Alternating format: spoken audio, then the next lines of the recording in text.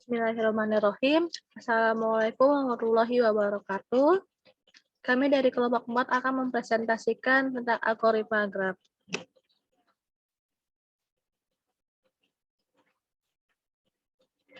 Data struktur untuk graf. Graf merupakan struktur data yang paling umum. Jika struktur linier memungkinkan pendefinisian keterhubungan sekuensial antara identitas data, struktur data tree memungkinkan pendefinisian keterhubungan hierarkis. Maka struktur graf memungkinkan pendefinisian keterhubungan tak terbatas antara entitas data. Terdapat 4 struktur data untuk mewakili graf. Namun keempat tersebut, representasi tersebut sangat berbeda dalam cara mereka mengkomposisinya.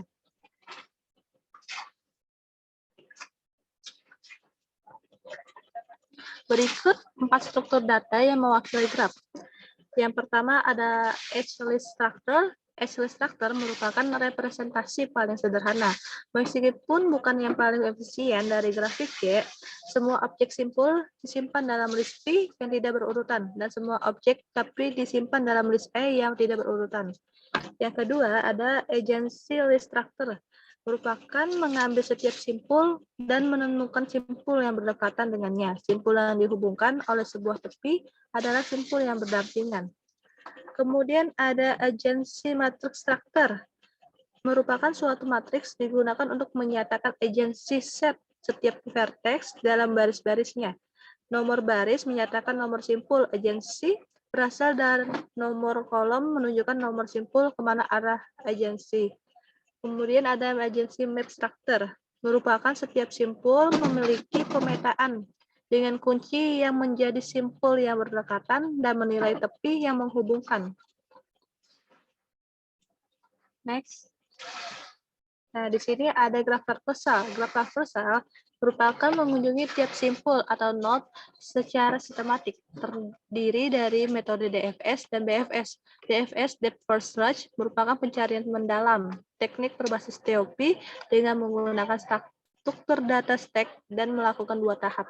Simpul pertama yang dikunjungi didorong ke dalam tumpukan, dan kedua, jika tidak ada simpul, maka simpul yang dikunjungi akan muncul. Kemudian ada BFS, Breadth First Search, merupakan pencarian melebar, teknik berbasis simpul untuk menemukan jalur terpendek dalam graf menggunakan struktur data QW yang mengikuti first in first out. Next. Nah, berikut ada contoh penerapan BFS dan algoritma BFS. Yang pertama, memasukkan simpul ujung akar ke dalam antrian.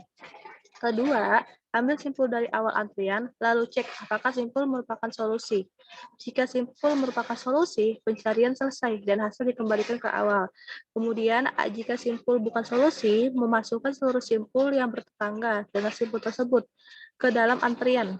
Jika antrian kosong dan setiap simpul sudah dicek, pencarian selesai dan mengembalikan hasil solusi tidak ditemukan. Kemudian, ulangi pencarian tersebut dari langkah kedua. Nah, yang berikut ada contoh penerapan DFS. Yang pertama, input N sama dengan 4 dan E sama dengan 6. Untuk 0 ke 1, untuk 0 ke 2, untuk 1 ke 2, untuk 2 ke 0, untuk 2 ke 3, dan 3 ke 0. Maka dapat dihasilkan DFS dari vertex 1 adalah 1, 2, 0, 3. Berikut ada algoritma dari DFS. Yang pertama, kunjungi simpul V. Kedua, kunjungi simpul W yang bertetangga dengan simpul V. Ulangi DFS mulai dari simpul W. Ketika mencapai simpul U sedemikian sehingga semua simpul yang bertetangga dengannya telah dikunjungi. Pencarian dirunut balik atau backtrack ke simpul terakhir yang dikunjungi sebelumnya dan mempunyai simpul W yang belum dikunjungi. Terakhir, pencarian berakhir bila tidak ada lagi simpul yang belum dikunjungi yang dapat dicapai dari simpul yang telah dikunjungi. Berikut akan disampaikan oleh saudari Salma. Nah, berikut ini adalah implementasinya dalam Python. Yang pertama BFS. BFF ini pertama kita import dulu default list-nya dari collection. Kemudian kita buat kelas graph. Kelas graph ini terdiri dari 3 fungsi, yaitu ada init, add edge, dan juga BFS. Nah, dari definisi add edge ini itu untuk menambahkan edge-nya nanti. Kemudian di sini ada definisi algoritma fungsi algoritmanya, di mana di sini visit false ini dikali dari max self graph plus 1, yang artinya ketika node yang kita kunjungi ini salah, maka akan dikalikan untuk ke node berikutnya. Kemudian bikin inisialisasi quick kosong, kemudian kita append dengan nilai S yang kita punya, kemudian di sini diberikan bahwa visit S ini adalah true.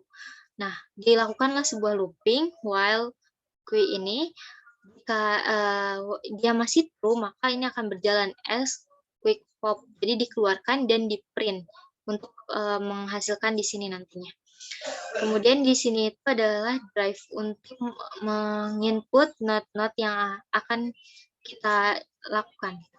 Kemudian di sini ada DFS, masih sama dengan algoritma BFS, bedanya ada di bagian ini DFS until dan DFS. Jadi ini adalah bagian algoritmanya. DFS until ini terdiri dari 3 parameter, self, U, dan visit. Visit ini akan ditambahkan dengan nilai V-nya, kemudian akan dikeluarkan berapa nilai V-nya. Terus for neighbor in self graph ini ada ketentuan lagi, syaratnya if neighbor-nya ini tidak di-visit, maka self DFS until-nya ini berisikan neighbor sama visit-nya. Kemudian definisi untuk DFS-nya ini, visit-nya ini akan sama dengan set, dan DFS until-nya ini akan berisikan feed dan visit. Nah, berikut ini drive code-nya. Ya, selanjutnya.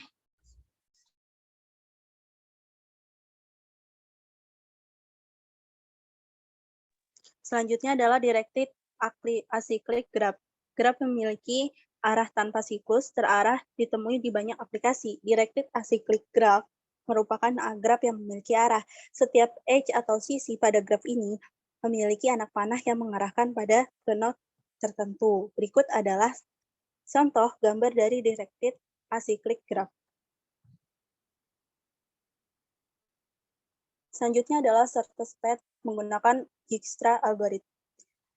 Shortest path problem adalah sebuah masalah dalam mencari jalan di antara dua titik dengan menggunakan bobot yang minimal. Aplikasi ini merupakan pencarian jalur terpendek yang biasa digunakan dalam berbagai hal.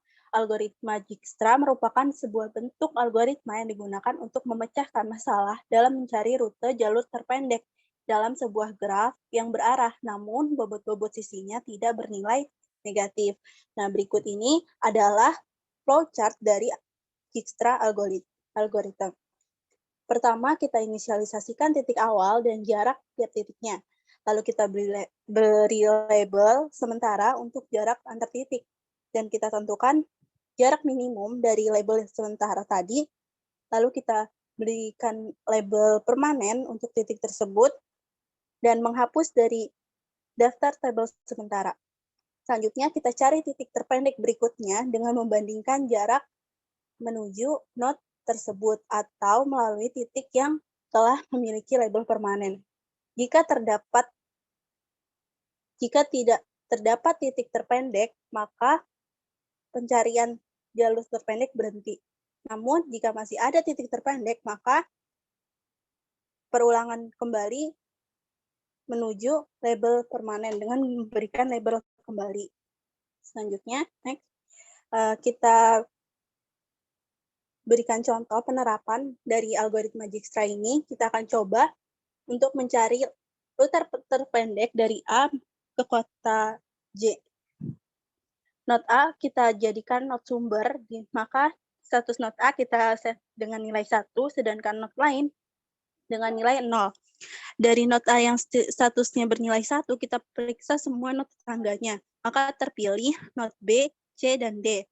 Kita cek bobot dan hitung total bobot dari node A tersebut. Lalu kita tetapkan prosesor untuk node B, C, D adalah node A. Kemudian kita cek node yang statusnya 0 tadi dengan pilih node yang memiliki total bobot paling kecil. Berdasarkan hasil iterasi yang pertama, kita peroleh node B memiliki total bobot paling kecil, sehingga kita ubah status node B menjadi 1. Dari status node B yang sama dengan 1, kita periksa kembali node tetangganya, maka bobot dan hitung total bobot untuk not tetangga tersebut. Kita tetapkan not tetangganya yaitu C, E, G adalah not B. Prosesor untuk C berubah ke not B karena total bobot terkecilnya pada not B. Dari A ke C sama dengan 8, dari A ke B ke C sama dengan 7. Kemudian kita cek semua not yang statusnya not tadi dan pilih not yang memiliki total bobot paling kecil. Kita peroleh not D memiliki total bobot paling kecil, sehingga kita ubah status not D menjadi 1. Dari not D, kita periksa kembali not tetangganya, terpilih not E dan G. Kita cek lagi bobot dan hitung total bobot untuk not tetangganya. Kita bandingkan total bobot dari B ke E itu 4 dengan D ke E itu 9. Maka terpilih yang paling kecil adalah B ke E.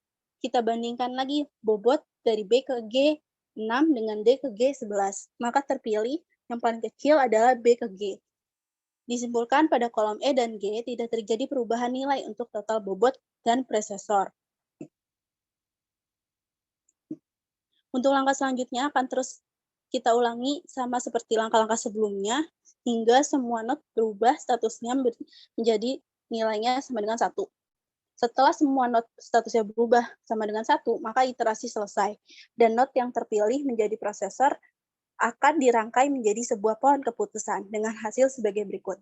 Lintasan terbentuk berdasarkan pohon keputusan dari A ke D3, A ke B ke C7, A ke G6, A ke F13, A ke J9, A ke I15. Maka lintasan yang terpilih adalah lintasan nomor 5. Karena not awal A dan akhir J dengan panjang 9. Selanjutnya, contoh penerapan algoritma Dijkstra pada program Python. Yang pertama, kita buat kelas graf visualisasi terlebih dahulu. Untuk buat kelas ini, yang akan memanggil sebuah NX, membuat graf, dan menginisialisasikan nilai graf, serta not. Lalu kita buat fungsi add_edge untuk menambahkan edge atau sisi pada graf. Di sini kita menggunakan 3 parameter, yaitu A, B, dan weight. Parameter A adalah titik A, parameter B adalah titik B, dan weight adalah bobot atau beban dari lintasan A ke B. Selanjutnya, kita buat function untuk memvisualisasikan graf menggunakan graf visualisasi. NX Spring di sini akan memanggil sebuah network untuk membuat layout pada graf, terus menambahkan atribut, lalu menambahkan nodes dan membuat figure, lalu menggambarkan graf dan label. Dan akan ditampilkan menggunakan plt.show. Terakhir, di sini kita akan memvisualisasikan graf menggunakan graph visualize. Graf ini akan di looping dan hasilnya nanti akan diinput dalam bentuk edge pada graf.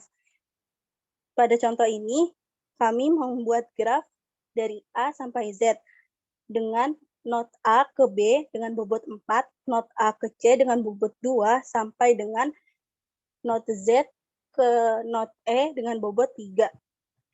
Kita visualisasikan menggunakan function yang sudah kita buat, yaitu graph visualization, dan diperoleh graf sebagai berikut. Selanjutnya, kita buat function getPath. Di sini fungsi ini digunakan untuk menentukan bobot dari jalur lintasan, yang akan digunakan untuk menemukan beban dari lintasan. Inisialisasikan path weight ini sama dengan 0. Dan function ini akan di looping untuk mencari beban lintasan dan akan di-return menggunakan path weight. Selanjutnya, function untuk menemukan lintasan terpendek menggunakan Dijkstra algorithm. Fungsi ini menggunakan 4 parameter, yaitu graph, start, end, dan path. Selanjutnya, jika kita ingin memanggil atau menampilkan jalur terpendek dan bobot dari beban dan bobot dari lintasan, kita panggil shortest path dan weight shortest path yang dengan menggunakan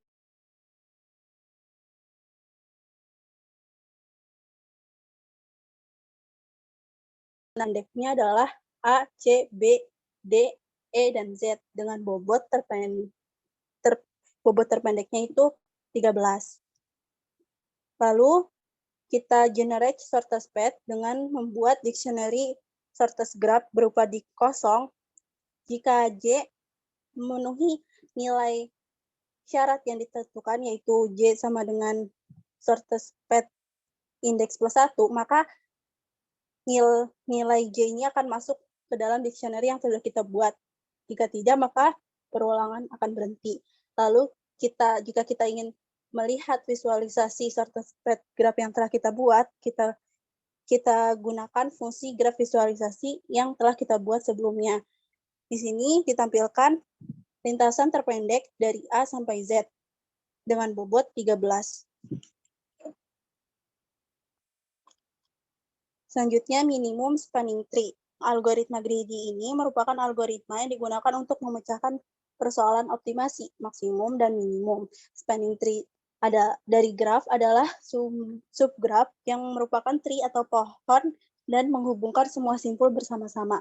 Sebuah minimum spanning tree untuk berbobot terhubung tidak berarah adalah spanning tree dengan berat kurang dari atau sama dengan berat spanning tree lainnya.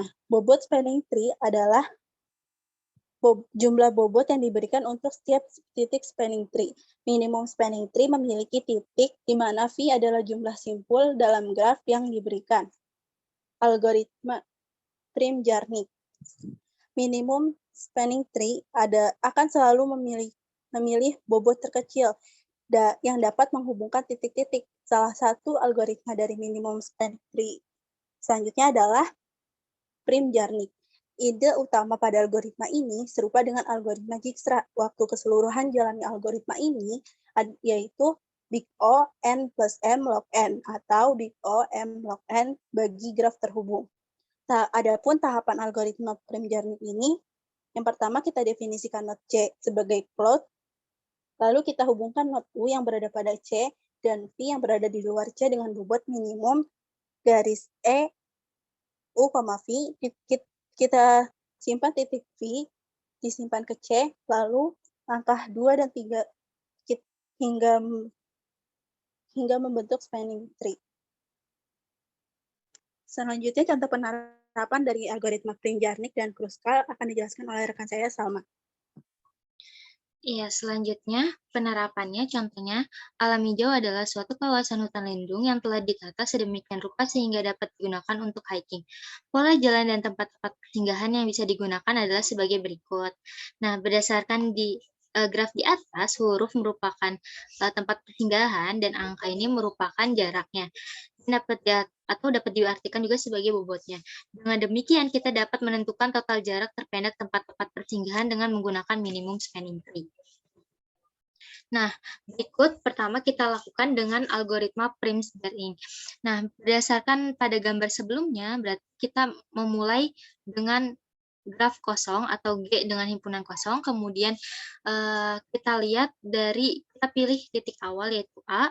A ini memiliki tetangga ke F, H, dan ke B, di mana dari ketiga tetangga ini yang memiliki bobot terkecil yaitu A ke B, maka A ke B dipilih. Selanjutnya dari B ini memiliki tetangga ke D, ke E, dan ke H. Nah, namun yang memiliki bobot terkecil itu yaitu ke E, maka dipilih yang B ke E. Selanjutnya dari E ini memiliki tetangga ke D, ke G, dan ke T. Yang memiliki bobot terkecil yaitu ke T.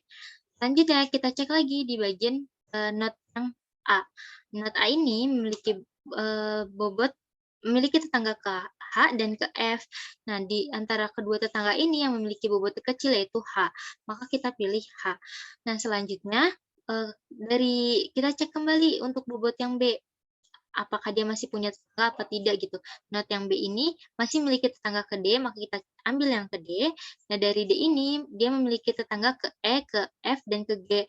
Namun kita tidak bisa memilih ke F dan juga ke G karena akan membentuk suatu node, akan membentuk suatu circle. Sehingga D ini akan memilih ke G.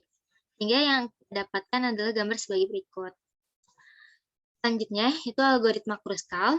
Algoritma ini berbeda dengan algoritma Prims yang membangun minimum spanning tree dengan membuat single tree hingga membentuk graf. Pada algoritma Kruskal, ini akan mempertahankan graf yang ada dengan mempertimbangkan setiap node yang terhubung dengan bobot-bobot kecil. Sehingga akan mengeliminasi sisi yang akan membentuk sirkuit atau bobot yang akan membentuk sirkuit. Waktu berjalannya algoritma Kruskal ini yaitu big O M log N. Nah, tahapan dari algoritma ini, pertama kita urutkan dulu dari bobot terkecil ke terbesar, terus pilih node terkecil, periksa apakah node tersebut akan membentuk sirkuit atau tidak, ulangi langkah kedua hingga semua node sudah dilewati. Nah, berikut ini masih dengan kasus yang sama. Dari gambar ini kita pertahankan, lalu kita urutkan sesuai dengan tabel, dari 1, 2, 3, 4, 5, 5, 5, 5, 7, 8. Nah, dari bobot-bobot ini kita cek mana yang bisa kita ambil dan yang tidak. AB bisa diambil, BE bisa diambil, AH juga bisa diambil, BE juga iya, BD, AF juga iya, dan DE. Kita lihat DE karena tadi B ke D sudah kita pertahankan dan B ke E juga sudah dipertahankan, maka D ke E tidak bisa dipertahankan. Kemudian D ke G bisa diambil, kemudian D ke F sama D ke G tidak bisa, sehingga hasilnya seperti ini. Nah, berikut ini adalah penerapannya dalam Python. Yang pertama kita import dulu modul untuk visualisasinya. Di sini menggunakan matplotlib dan juga networkx.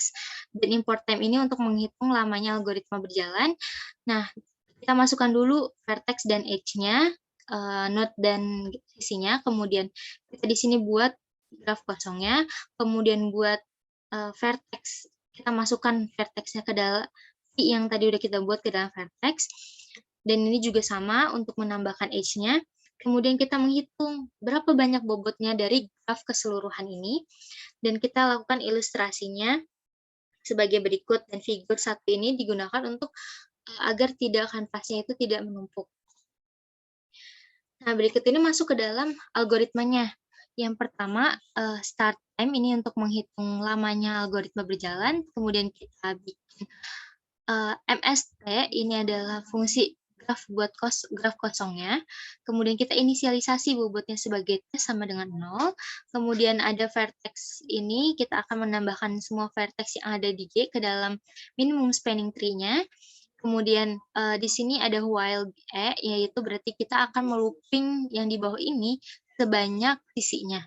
Nah, kemudian di sini nanti akan pada looping ini tuh hanya akan mengambil edge yang tidak berbobot atau dengan bobot kecil. Kemudian kita hapus edge tersebut. Nah, setelah kita hapus, kita masukkan, kita cek lebih dahulu, kita tambahkan ke minimum spanning tree, kemudian kita cek apakah dia membentuk sirkuit atau tidak. Kalau misalkan dia membentuk sirkuit, maka harus di-remove. Nah, terus di bawah sini itu untuk menghitung minimum spanning tree atau menghitung bobotnya. Kemudian ini ilustrasinya seperti yang sebelumnya. Nah, berikutnya algoritma Kruskal masih sama, dihitung berapa lama algoritma yang berjalan. Kemudian di sini akan mengurutkan dari yang terkecil hingga yang terbesar. Kemudian di sini kita buat juga graf kosongnya, diinisialisasi MST sama dengan NX graph. Terus habis itu for vertex, ini untuk menambahkan vertex di G-nya ke minimum spanning tree yang kita buat di sini. Nah, terus habis itu for I in range ini masih kita lakukan. Terus di sini itu akan menambahkan edge yang paling kecil. Terus kita cek juga apakah edge tersebut itu membuat sirkuit atau tidak. Kalau dia membuat sirkuit, berarti kita tidak boleh mempertahankan edge-nya, kita buang, di-remove gitu. Kemudian kita hitung bobotnya, bobot minimumnya, bobot yang sudah dilakukan dengan minimum spanning tree-nya, lalu diilustrasi. Sehingga dari hasil kedua algoritma tadi menghasilkan node-nya itu adalah 8 dan 12 edge. Dengan total bobot 51, awalnya menjadi 23. Sekian dari kelompok kami, kurang lebihnya mohon maaf. Wassalamualaikum warahmatullahi wabarakatuh.